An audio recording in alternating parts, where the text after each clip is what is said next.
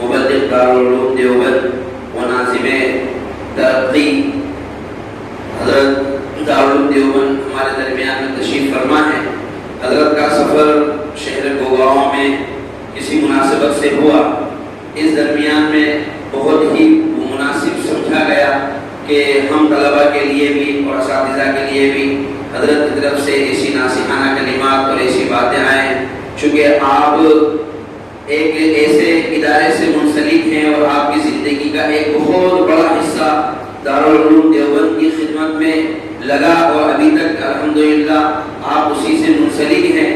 ظاہر سی بات ہے وہاں کے تجربات، مشاہدات اور جو علمی نکات اور علمی باریکیاں ایک سمندر میں رہنے والا آدمی اس کو محسوس کر سکتا ہے اور دوسروں کے سامنے اس کو بیان کر سکتا ہے، یہ ہم اچھی طریقے سے سمجھ سکتے ہیں. چونکہ وقت بہت کم ہے، وقت کی نزاکت کو ملحوظ رکھتے ہوئے بغیر کسی تمہید کے ہم براہ راست حضرت سے درخواست کریں گے حضرت تشریف لائے اور اپنے خطاب سے طلباء اور علماء کے لیے یہاں میں حضرت سے یہ بات عرض کروں گا کہ اس وقت آپ کے سامنے جو طلباء رہیں گے وہ درجہ تششع یعنی اشکاعت سے لے کر تو درجات حفظ کے طلباء اس میں موجود ہیں. آپ تشریف لائیں اور اپنے ناصحانہ کلمات سے ہم سب کو نوازیں.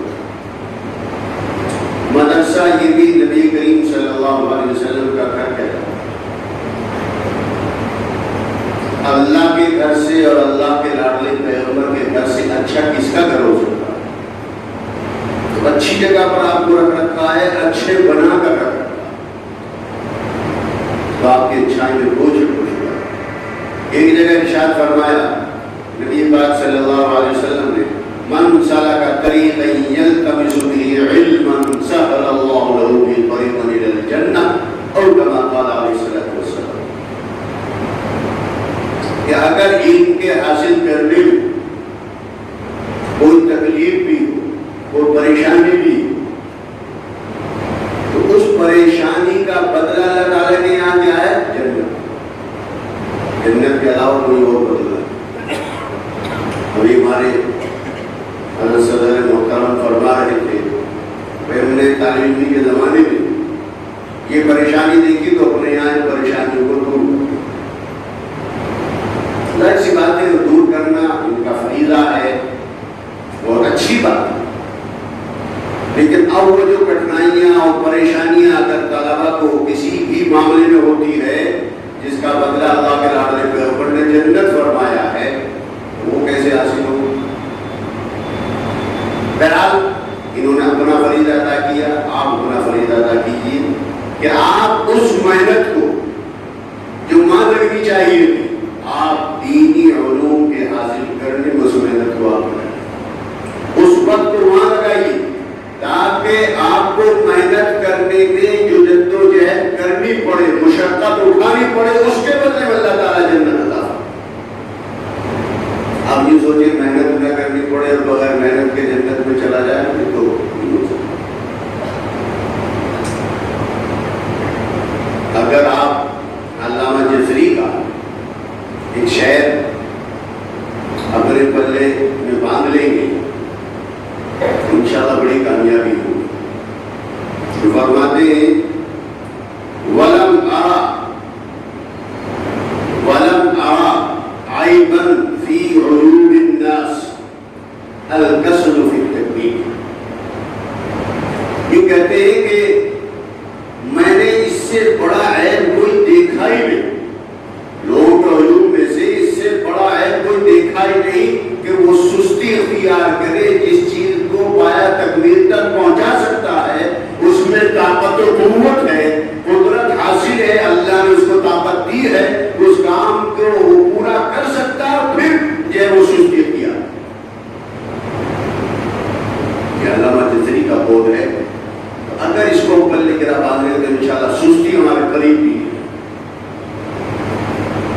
قریب آئی نہیں سکتی سستی۔ اور کبیر داس کا ایک شعر ہے، اس کو اگر میں پڑھ دوں آپ کے سامنے تو اور زیادہ اس میں مفید ثابت ہوگا۔ وہ کہتا ہے کاغ چیشٹا بغل دیا نم شان ندرا الف، وہ کاغ کی چالاکی کو بیان کرتا ہے طالب علم کو سمجھانے کے لیے، بتانے کے لیے کہ طالب علم کو کیسا ہونا چاہیے، تاکہ کاغ جیسا چالاک ہونا چاہیے۔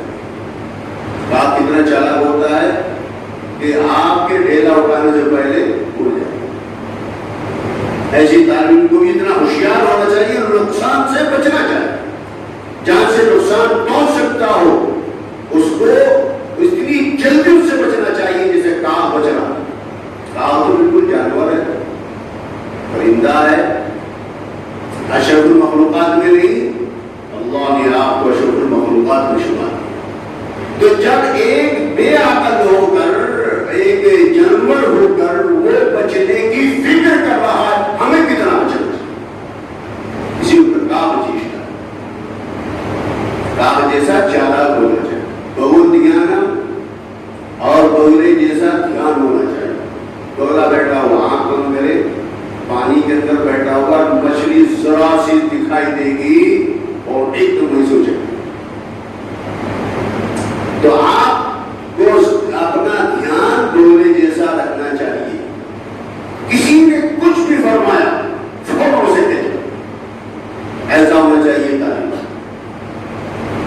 اور شان نگرا بھوجن یہ کہتا ہے کہ جیسے کتا ہوتا ہے، کتے کو اگر کم بھی ملے گا گھر کو نہیں چھوڑے گا، وہ ہے تو مثال ذرا سا ڈھونڈی، لیکن سمجھنے کے لیے بہت بڑا اس میں حصہ کہ اگر معمولی بھی کھانا ملے گا جس کے در پر رہتا ہے تب بھی وہ دوسرے کے در پر نہیں جائے گا۔ جو آزاد ہو، جو کسی گھر کا نہیں ہوتا، وہ چاہے چلا جائے، لیکن جو گھر میں بندہ رہتا ہے، گھر میں رہتا ہے اور گھر متعین ہے اس کے لیے، وہ